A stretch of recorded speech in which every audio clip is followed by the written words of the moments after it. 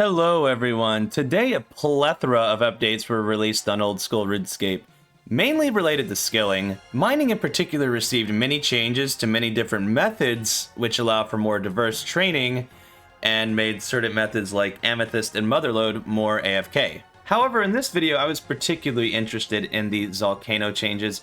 You can now speak to Rhiannon to toggle whether you want loot or XP. You will always have the chance to roll uniques, such as the pet and crystal toolseed, but toggling XP will get rid of the normal loot, such as ores and bars, and instead give a mining XP drop upon killing the Zalcano. So as you can see here, you can customize the Zalcano loot and choose resource focused or XP focused. Right here, you can go back and forth between those two. And on top of this, Zalcano can now be killed in one rotation if you're in a large team, unlike before where there were a minimum of 3 downs required. And if I'm reading correctly, I did not see any changes to the Zalcano drop rate, and since it is a flat 1 out of 2,250 rate upon killing the boss, this should be an even faster pet to farm in masses now, since the kills will be much faster, and honestly they're at least twice as fast now. So to start off, I want to test the XP in different team sizes, so I'm going to do an hour of mass worlds, and then an hour of small teams.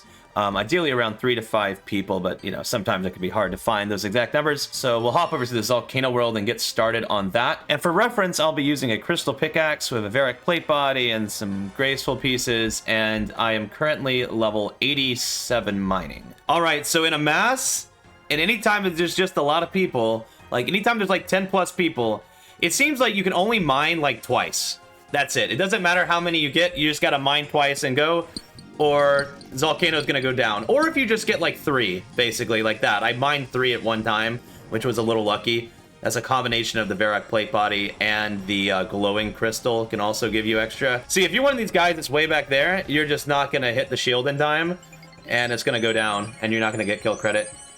And ideally, there would be blue circles here that you stand in and get bonus damage, but you don't have time to wait for them. People just throw it, of course. So, I should get kill credit for this, because I was one of the first people to throw it, but sometimes you'll get some bad RNG, and, you know, I hit the 0s and 1s or whatever, and you won't get kill credit. Yeah, everyone's complaining about it right now on the mass world. It's kind of funny. It's just like, it's so much RNG because there's so many people. But at least every one of these kills that you do get is a pet roll, and that's very quick pet rolls per hour. So it's probably still worth for pet to do this. It's just kind of annoying, and you really do have to pay attention a lot. It's more intense. All right, so that's enough massing. Way too many fails, and oh my god, I'm almost died. What the hell? Way too many fails. So now I just hop to a small group. For anyone that's like, oh, I don't like to socialize in RuneScape, you know, I don't like finding teams. Someone just said, hey, anyone want to join a world, small team world? Let's hop over to this world. So it wasn't much socialization necessary. So keep that in mind. So anyway, I was getting, let's see my XP per hour. Yeah, 35k in masses. Obviously, I made some mistakes. I could have probably gotten 1 or 2 extra kills had I been a little faster, but that's just a pretty realistic rate, I'd say, because currently, as it stands, you can just get RNG'd and not get kill credit. Literally just due to RNG.